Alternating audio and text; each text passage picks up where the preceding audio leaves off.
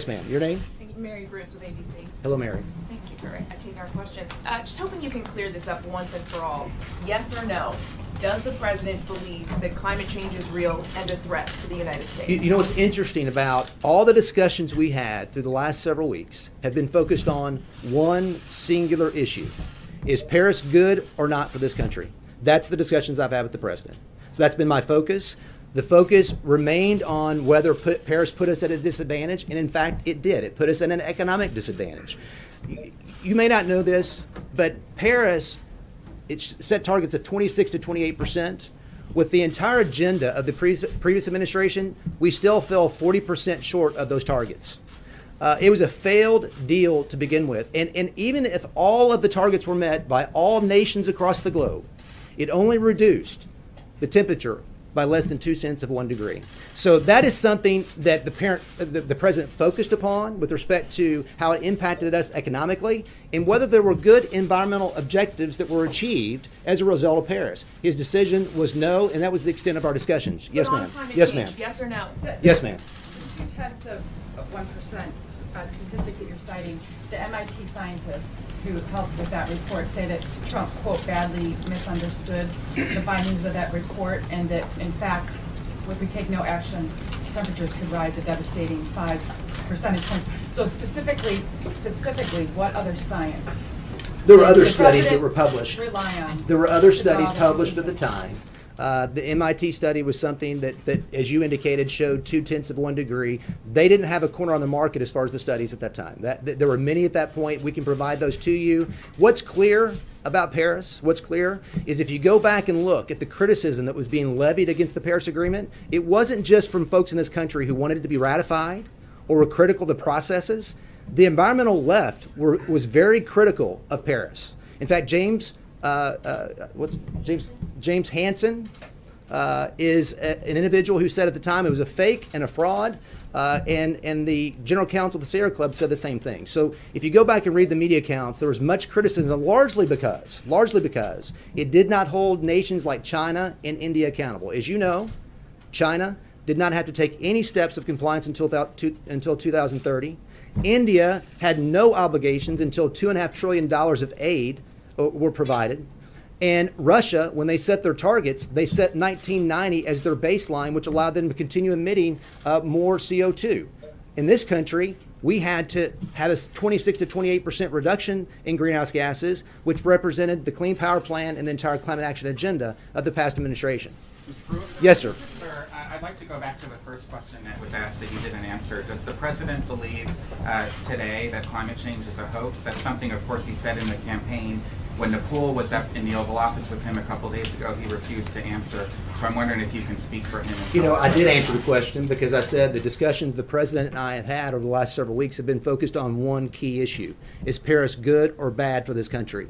The president and I focused our attentions there. He determined that it was bad for this country. It hurt us economically. It didn't achieve good environmental outcomes, and he made the decision to reject the Paris deal. Yes, sir. Yes, right there. Yes, sir. Thank you. Given the fact that you and other administration officials haven't been able to outline the president's views on climate change, why should other countries believe that the president wants to negotiate a new deal in good faith? As I indicated in my comments yesterday, and the president emphasized in his speech, this administration and the country as a whole, we have taken significant steps to reduce our CO2 footprint to levels of the pre-1990s. What you won't hear, how do we achieve that? Largely because of technology, hydraulic fracturing, and horizontal drilling that has allowed a conversion to natural gas and the generation of electricity. You won't hear that from the environmental left. And so we need to export clean coal technology. We need to export the technology in natural gas to those around the globe, India and China, and help them learn from us on what we've done to achieve good outcomes. We've led with action, not words. Paris at its core was a bunch of words committed to very, very minimal environmental benefits and cost this country a substantial amount of money and put us in an economic disadvantage. Yes, sir. Yes, sir. Does the president believe that, or does the administration believe that any additional deal on on carbon emissions, whether it's Paris or a subsequent deal, needs to I'm go- sorry, I missed the first part of your question. Can you? Does the administration believe that any deal, whether it's a revised Paris agreement or another carbon emissions deal, needs congressional approval, either as a treaty or some other form? of Well, I binding think it's clear with respect to the Paris Agreement that there are concerns by the administration. The president expressed this constitutionally in his speech yesterday. I have similar concerns that it should have been submitted to the U.S. Senate for ratification. I think it depends on the nature of the deal, what you actually negotiate. If we're talking about exporting innovation and technology to the rest of the globe, I would say not. I would say that that's not something that needs to be submitted to the U.S. Senate.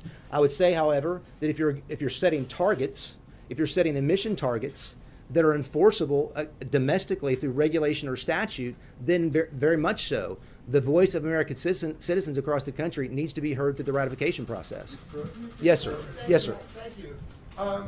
Obviously, a lot of people from the White House are not willing to answer this question of what the president's view is on climate change. So let's talk about your personal views. In March, you said there's tremendous disagreement about the degree of human impact, and you would not agree that it's a primary contributor to global warming. Would you agree that human activity contributes at all to global warming? I don't know if you guys caught my confirmation process or not, but it's a very intense process, by the way.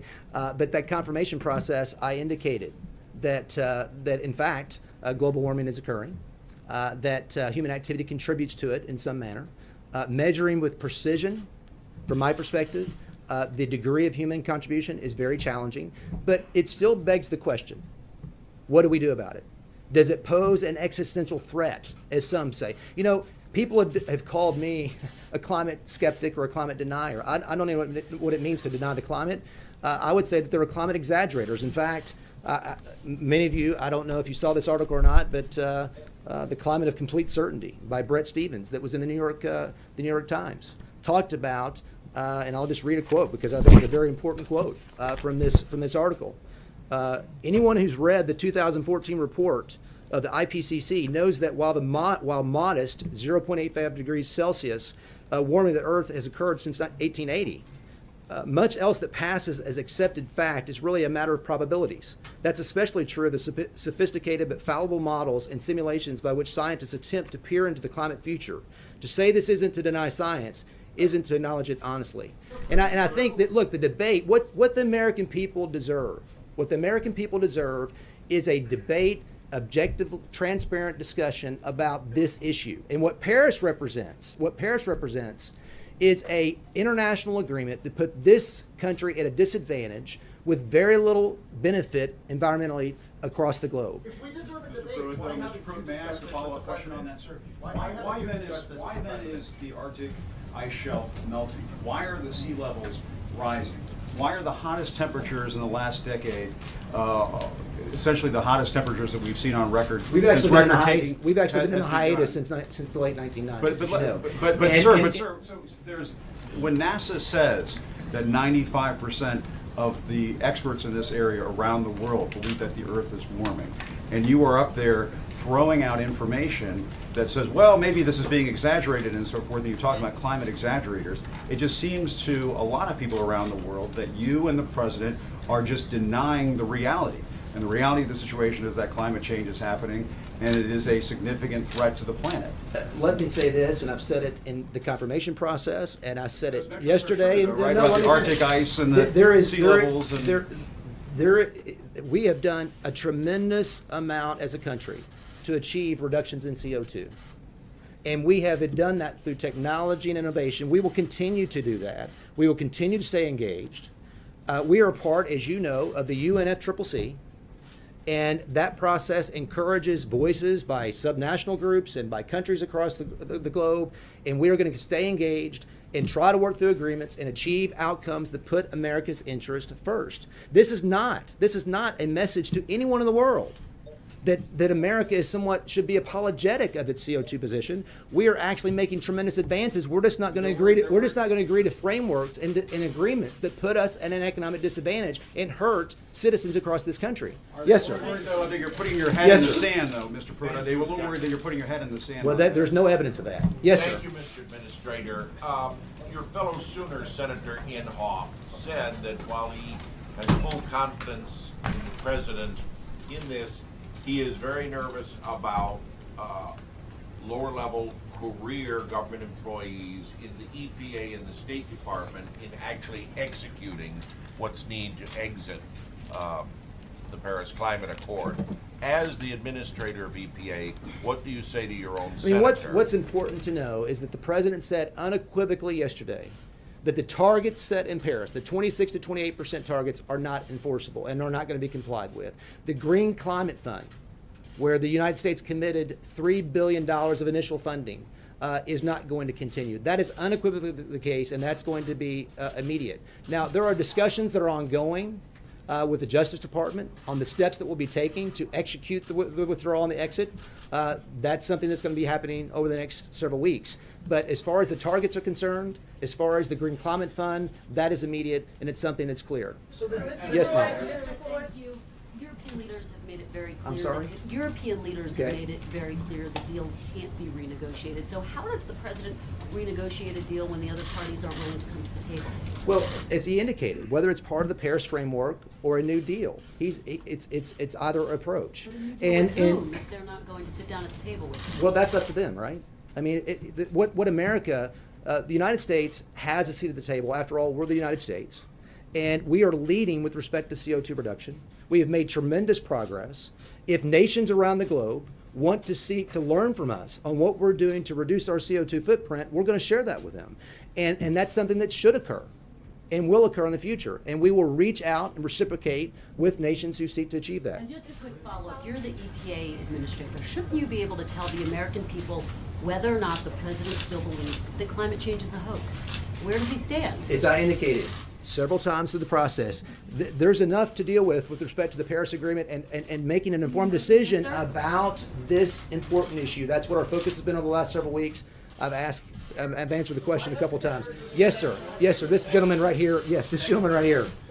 This gentleman right here. Yes. Thank you.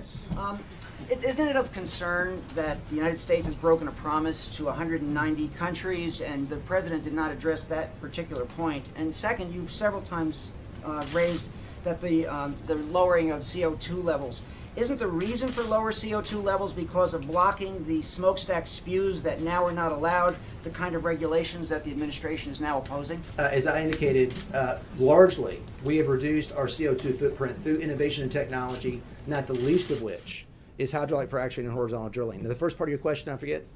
Isn't it of concern that we broke a promise to 190 countries, and how does that help our credibility? Well, truly, this gentleman's question back here, if it was a promise that was enforceable and was going to obligate this country, then it should have been ratified as a treaty, right? The exposure here to us domestically was 26 to 28% targets that were part of an international agreement. And there are provisions in the Clean Air Act that actually allow for lawsuits to be filed domestically to compel regulation to meet those kinds of percentages. This was as much about constitutional and legal concerns as anything else. And the president dealt decisively with that. But again, the important thing here is it put us in economic disadvantage. The world applauded. The world applauded when we joined Paris. And you know why? I think they applauded because they knew it was going to put this country at an economic disadvantage. And the reason European leaders, going back to the question earlier, that I think they want us to stay in is because they know it will continue to shackle our economy, though we are leading the world with respect to our CO2 reduction. That's all I've got. I've got to head to the airport. Thank you very much.